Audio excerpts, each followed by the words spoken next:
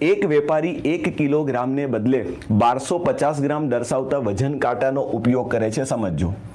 હે ને, ખરેખર આપતો હોય 1 કિલો, પણ સામેવાળાને તો એવું લાગે કે 1250 ગ્રામ આપે છે, સમજજો. એટલે ગ્રાહકને એકચ્યુઅલીમાં જોવા જઈએ તો છેતરવાનો પ્રયત્ન કરે છે ને. એટલે એવું થાય કેવું ખબર, ખરેખર એ આપે 100 ગ્રામ, સોરી 1000, કિલોનો મતલબ 1000 ગ્રામ રાખીએ, હે ને, પણ ગ્રાહકને એવું લાગે છે કે મને એને 1250 ગ્રામ આપ્યા, સમજો બધા. એટલે ઘણાને એમ થતું હશે કે સાહેબ આમાં તો ગ્રાહકને વજન વધારે આપે છે ને વધારે નથી આપતો, હે ને. ખરેખર એના કાંટામાં 1000 ગ્રામ હશે ને એ 1250 દર્શાવે છે. એટલે એનો મતલબ એવો થયો કે એને ત્યાં કોઈ ગ્રાહક એવું આવે કે ભાઈ મને 1250 ગ્રામ ખાંડ આપો, તો એના કાંટામાં 1250 દેખાશે, પણ ખરેખર એને 1000 ગ્રામ જ આપે છે, ઓછું આપે છે. પ્રેક્ટિકલી વિચારજો, વજન ઓછું આપે છે એટલે એને ફાયદો થવાનો. અને જોડે જોડે તમને એવું પણ કીધું છે કે મૂળ કિંમતથી એ 20% જેટલી વધારે કિંમત અંકિત કરે છે, તો એને ત્યાંથી પણ ફાયદો થવાનો. એટલે પ્રશ્નમાં જો પ્રેક્ટિકલી વિચારવામાં આવે તો બે પ્રકારના નફા થશે. એક નફો ક્યાંથી થવાનો, જે વજન ઓછું આપે છે ત્યાંથી થવાનો, અને બીજો નફો એ ઓલરેડી મૂળ કિંમત કરતાં 20% કિંમતે વધારે વેચે છે. તો ખરેખર બે નફા થાય છે. એટલે પ્રશ્નમાં શું કીધું છે કે ઓવરઓલ નફાની ટકાવારી કેટલી થશે. હવે તમે દાખલાને ઘણી બધી રીતે ગણી શકો. તો એક કામ કરીએ, બહુ સિમ્પલ રીતે હું સમજાવવાનો પ્રયત્ન કરું છું. થોડું મગજ ચલાવીએ, જો ધ્યાન આપો. માનો કે એ દુકાનદારને ત્યાં કોઈ ગ્રાહક કોઈ વસ્તુ લેવા આવ્યો, એ એમ કહે છે કે મને 1250 ગ્રામ ખાંડ આપો, સમજો. હવે આપણે શું કરીએ, ધારી લઈએ ખાંડની મૂળ કિંમત આપણે કંઈ જાણતા નથી, તો એક કામ કરીએ, ધારી લઈએ કે 1 ગ્રામ ખાંડની કિંમત છે ને 10 રૂપિયા છે, એવું ધારી લો, બરાબર. એ મૂળ કિંમત છે. તો એનો મતલબ 1 ગ્રામ ખાંડની વેચાણ કિંમત કેટલી હશે, તો 12 રૂપિયા હશે, કારણ કે 20% વધારે રૂપિયે વેચે છે. ધ્યાન આપો, સમજવાનો પ્રયત્ન કરજો. તો એને ત્યાં ગ્રાહક, દુકાનદારને ત્યાં ગ્રાહક આવે છે ને એમ કહે છે કે મને 1250 ગ્રામ ખાંડ આપો, તો એને 1250 ગ્રામ આપશે એવું લાગશે, પણ ખરેખર એને 1000 જ આપી છે. હવે એની પાસેથી પૈસા કેટલાના લેશે, તો તમે કહેશો સાહેબ 1250 ગ્રામના લેશે. તો 1 ગ્રામની કિંમત કેટલા રૂપિયા છે, 12 રૂપિયા છે, સમજો. તો 1250 ગ્રામના રૂપિયા ગ્રાહક પાસેથી આટલા રૂપિયા એ લેશે. તો આને કહેશું આપણે વેચાણ કિંમત. ધ્યાન આપજો. હવે દુકાનદાર બિચારાને ખબર છે કે મેં એને વજનમાં તો ખાલી 1000 ગ્રામ જ આપ્યું છે, તો એના ખિસ્સામાંથી તો પૈસા 1000 ગ્રામના જશે.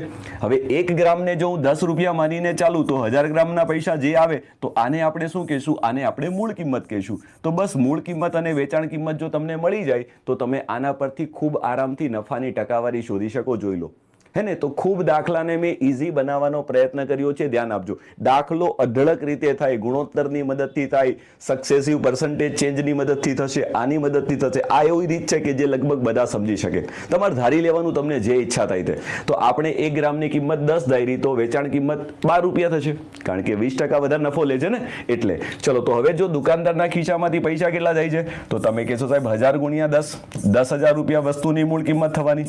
હવે જો 125, તો 125 ને આપણે 12 વડે ગુણીએ તો કેટલા થવાના, ધ્યાન આપજો બધા. તો એને 1250 ના બમણા કરો તો 2500, અને 2500 ને 6 વડે ગુણો તો તમારો જવાબ આવશે 15,000 રૂપિયા. ખૂબ સરળ. તો એનો મતલબ એવો થયો કે 10,000 રૂપિયાની વસ્તુને જો 15,000 રૂપિયામાં વેચવામાં આવે, તો આપણને સીધું ખબર પડે છે કે સાહેબ 50%નો નફો થશે. મારો આન્સર એક્ઝેક્ટ છે, સી ફોર ચેન્નઈ.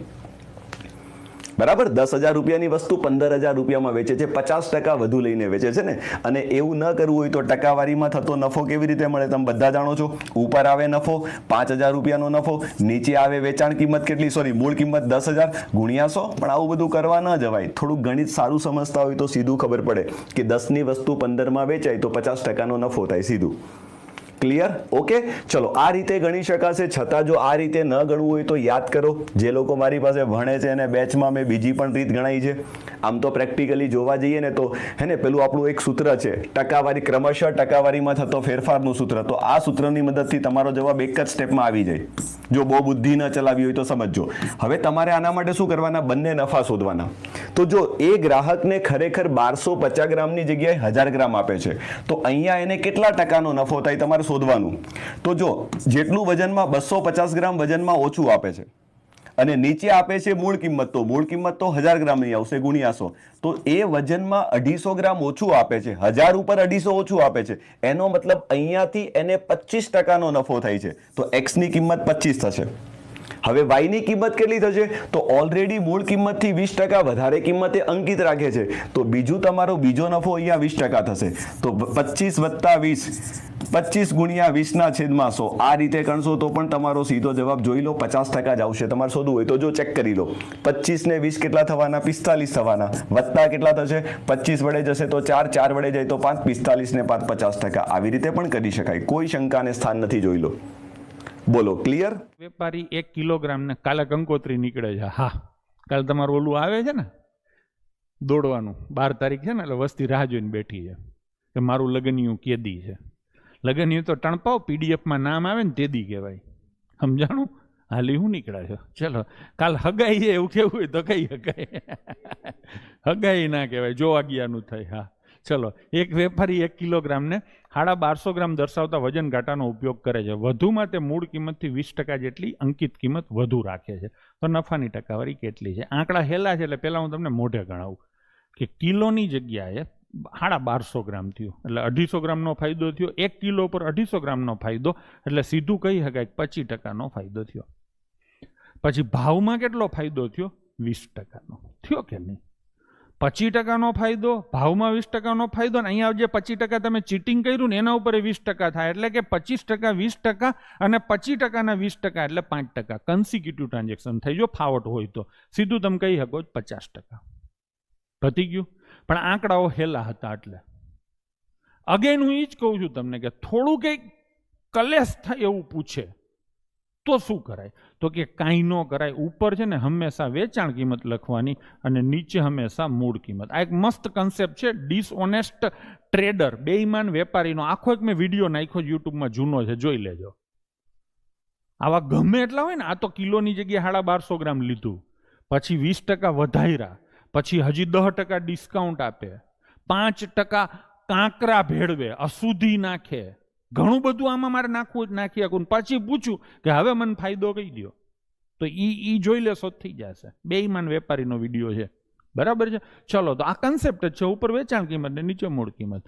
તમને ખબર પડે કે 1 કિલો એટલે 1000 ગ્રામ થાય અને 1250 ગ્રામ તમે પૈસા લ્યો છો એટલે ફાયદો થાય ને. ફાયદો થાય ને ત્યારે હંમેશા વેચાણ કિંમત વધુ લેવી એટલે 1250 ઉપર આવે અને નીચે કેટલા આવે? 1000 આવે.